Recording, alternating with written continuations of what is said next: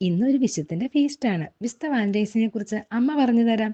വളരെ കാലം മുമ്പ് റോമിൽ ജീവിച്ചിരുന്ന ഒരു പുരോഹിതനായിരുന്നു വിശുദ്ധ വാലന്റൈൻ. എല്ലാവരോടും വളരെ സ്നേഹത്തിലും സന്തോഷത്തിലും ജീവിക്കാനായിരുന്നു വാലന്റൈന് ആഗ്രഹം. ചക്രവർത്തിക്ക് പണ്ട് വിവാഹം കഴിക്കുന്നതിനോട് ഒട്ടും ഇഷ്ടമല്ലായിരുന്നു. വാലന്റൈൻ ആണേലോ പ്രണയത്തിലായ ദമ്പതികളെ വിവാഹം കഴിപ്പിക്കാൻ ആഗ്രഹിച്ചു. ചക്രവർത്തിക്ക് ദേഷ്യം വരികയും വാലന്റയെ ജയിലിൽ അടയ്ക്കുകയും ചെയ്തു. വാലന്റയോ ജയിലറുടെ മകളുമായി ചങ്ങാത്തത്തിലാവുകയും മരിക്കുന്നതിന് മുമ്പ് ഒരു കുറിപ്പ് എഴുതി കൊടുക്കുകയും ചെയ്തു. അവൾക്ക് ഒരു കുറിപ്പ് എഴുതി കൊടുത്തു, ഞാൻ നിങ്ങളുടെ വാലന്റൈൻ എന്ന്. അവിടെ നിന്നാണ് വാലന്റൈൻ ആരംഭിക്കുന്നത്. സ്നേഹം, ദയ, ധൈര്യം എന്നിവയൊക്കെ ആഘോഷിക്കുന്ന ദിവസവും കൂടിയാ ഈ വാലന്റൈൻ എന്ന് പറയുന്നത്. കഥ ഇഷ്ടമായ മോനെ?